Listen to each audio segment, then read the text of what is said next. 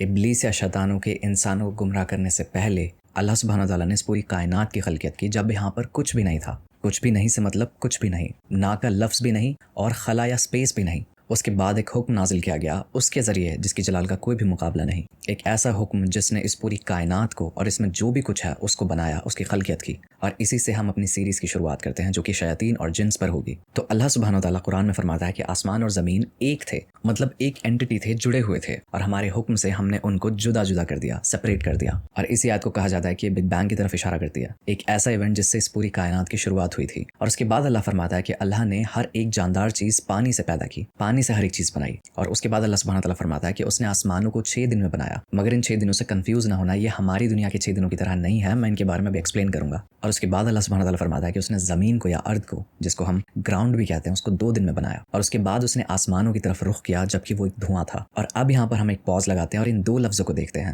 دھواں اور دن، کیونکہ یہ آپ مس انڈرسٹینڈ کر سکتے ہو. تو قرآن کہتا ہے کہ جو آسمان تھے وہ پہلے دھواں تھا، اسموک تھے. اور یہ آج کی ماڈرن سائنس سے کمپلیٹلی میچ ہوتا ہے، کیونکہ جب یہ یونیورس بن رہا تھا، شروعاتی سٹیجز پہ تھا، تو اس وقت نہ کوئی سٹارز تھے، نہ کوئی پلانٹس تھے. وہاں پہ صرف ڈسٹ تھی، پارٹیکلز تھے، گیسز تھی، ہاٹ ویپر تھا. اور اسی ایگزیکٹ اسٹیٹ کو قرآن بیان کرتا ہے کہ وہ دخان تھا، دھواں تھا. اور اللہ نے اسی دھوئیں سے ستاروں کو، گیلیکسیز کو اور پلانٹس کو بنایا. اور اب ہم بات کرتے ہیں دنوں کی. تو جو عربی کا لفظ ہے نا یوم، اس کا مطلب دن یا پھر 24 گھنٹے نہیں ہوتا ہے. اس کا مطلب وقت ہوتا ہے، ایک پیریڈ یا پھر ایک ٹائم سپین جو کہ کسی گھڑی سے باؤنڈڈ نہ ہو. کیونکہ قرآن میں 2 آیتوں میں اللہ سبحانہ تعالیٰ ایک دن کو 1000 سال کے برابر بھی بتاتا ہے اور ایک ہی دن کو 50,000 سال کے برابر بھی بتاتا ہے. تو یہاں جب اللہ سبحانہ تعالیٰ 6 دنوں کی بات کرتا ہے تو وہ 6 سٹیجز ہیں، فیز ہیں. ہمیں سمجھانے کے لیے 6 دن کا مینشن کیا گیا ہے. اور وہ لنگوسٹکلی بھی ایکوریٹ ہے، کیونکہ یوم کا جو لفظ ہے وہ باؤنڈڈ نہیں ہے دن سے یا 24 گھنٹوں سے، وہ ایک پیریڈ ہے. اور یہی بات ابن کثیر، امام رازی اور قرطبی بھی اپنی تفسیروں میں لکھتے ہیں. اللہ اگر چاہتا تو اس پورے آسمانوں کو 6 دن میں نہ بنا کے صرف ایک ہی مومنٹ میں بنا دیتا،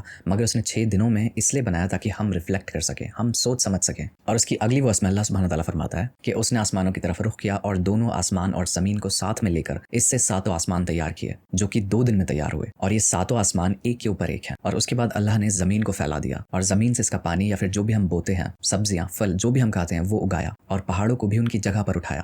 اور اس کے بعد اس نے رات کو دن پر لپیٹا اور دن کو رات پر لپیٹا، کہ آسمانوں اور زمین کے اندر جو کچھ بھی ہے وہ ہم نے کھیلنے کودنے کے لیے نہیں بنایا. اس کا مطلب ہے کہ اللہ نے جو کچھ بھی بنایا نا وہ مزے کے لیے نہیں ہے، رینڈم نہیں ہے، اس کا ایک مقصد ہے، ایک پرپس ہے. اور ہمارا مقصد یہ ہے کہ ہم اپنی زندگی اس کی طرح گزاریں. مگر ایسی بھی طاقتیں ہیں کہ اگر آپ ان کاموں کو کرو گے اور اپنی زندگی اللہ اور اس کے رسول کے مطابق جینے کی کوشش کرو گے، تو ایسی بھی طاقتیں ہیں جو کہ آپ کو اس میں روکیں گے، آپ کو پریشان کریں گے. میں یہاں پہ بات کر رہا ہوں ابلیس کی اور شیاطین کی، جنہوں نے قسم کھائی ہے کہ وہ آپ کو گمراہ کریں گے، آپ کو نقصان پہنچائیں گے اور آپ کو تباہ کر کے رہیں گے. تو کیا آپ روشنی میں قدم رکھو گے یا پھر اندھیروں میں رہو گے؟ اس سیریز کے پارٹ 2 کو دیکھنے کے لیے فالو کریں.